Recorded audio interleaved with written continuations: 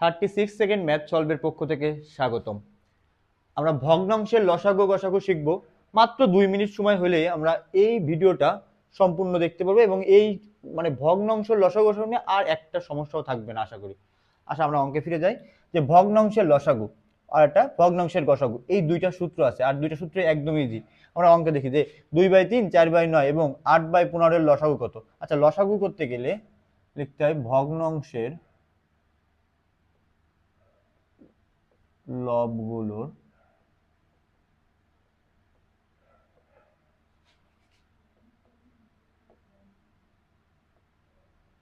লসাগু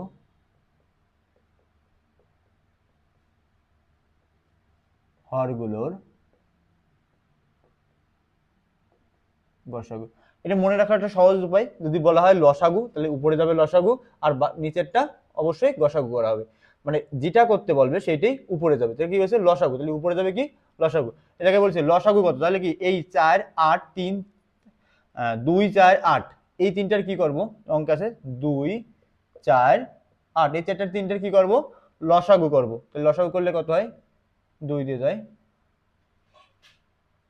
1 2 4 আবার যায় 1 1 2, তাহলে 2 2 গুণ 2 গুণ 2 সমান সমান 8 8।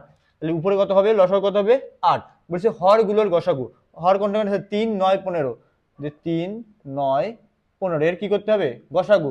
এগুলোর পদ্ধতি যদি করি, এতে 3 দিয়ে যায় 1 বার 3 5, তাহলে আর যায় আর এর যেতে 1 আর তো যার কিছু নেই, তাহলে গসাগু কত 3। তাহলে দেখি নিচেই, তাহলে উপরে বললাম কত 8 আর নিচে পাইছি কত গসাগু কত পাইছি 3। বলছে লবগুলোর লসাগু হরগুলোর গসাগু, তাহলে লবগুলোর লসাগু করলে পাইছি 8 আর হরগুলোর গসাগু পাইছি 3, তাহলে 8/3 আছে এই যে। তাহলে এটাই অ্যান্সার।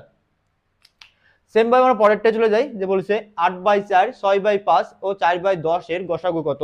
4/5 এর গসাগু, এটা কিন্তু গসাগু যাচ্ছে, আগে দেখা ছিল কি লসাগু, এটা যাচ্ছে কি গসাগু। আচ্ছা, গসাগু সূত্রটা হলো সেম, যে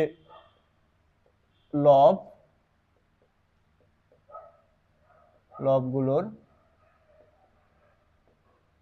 গসাগু হরগুলোর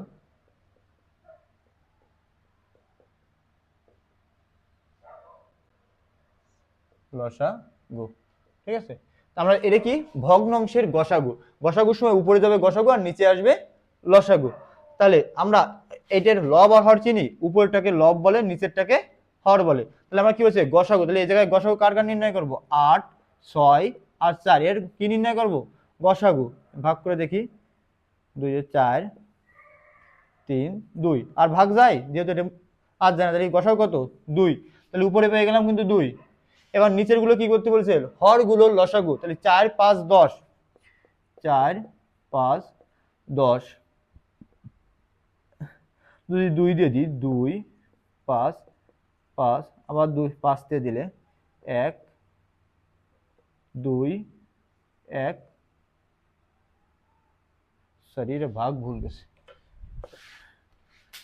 এটা কি ছিল 4 5 10, প্রথমে 2 দিয়ে গেলে 2 5 5, সেম ভাবে পরে যদি 5 তে দেওয়া হয় 2 1 1, এবার দেখি সবগুলো গুণ করব, এর সময় কি নিলে লসাগু গুণ করব 2 গুণ 5 গুণ 2, তাহলে কত আসে 5 দুগুণ 10 10 দুগুণই 20, তাহলে নিচে কত বললাম 20, এই লসাগু কত পাইছি 20, তাহলে নিচে কত হবে 20, তাহলে 2/20 এই যে অ্যান্সার। অনেক সময় এই অ্যান্সারটা 1/10 ও থাকতে পারে, 1/10, কারণ কি এটা কাটাকাটি করলে কি হয় ভগ্নাংশ উপরে 2 দিয়ে কাটাকাটি করা যায় না, 1/10 ও থাকতে পারে, বেশিরভাগ সময় 2/20 থাকবে।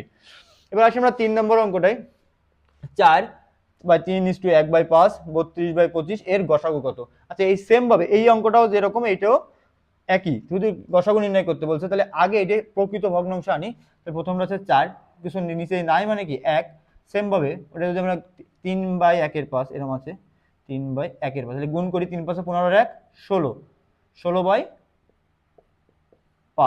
আর একটা কি আছে 32/25। তো দেখি এটা কি হচ্ছে গসাগু, উপরে এগুলো গসাগু করি 4 16 32, গসাগু করলে কি হয়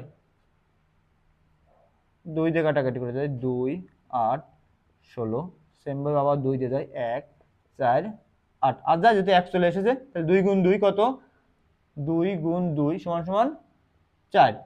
তাহলে এর গসাগু কত বললাম 4। এবার আমরা নিচেরটা কি নির্ণয় করব, লসাগু।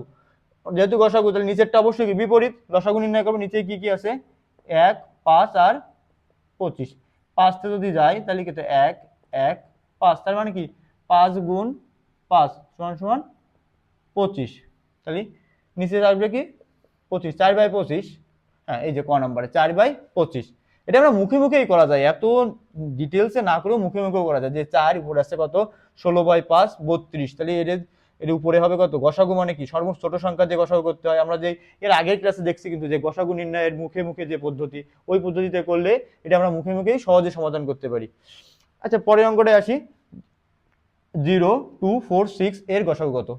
এই অঙ্কগুলো সাধারণত গসাগু বেশি আসে, এই ভগ্নাংশ অঙ্কগুলো গসাগু বেশি আসে। আচ্ছা গসাগু কত, 0 2 4 6 এর গসাগু কত।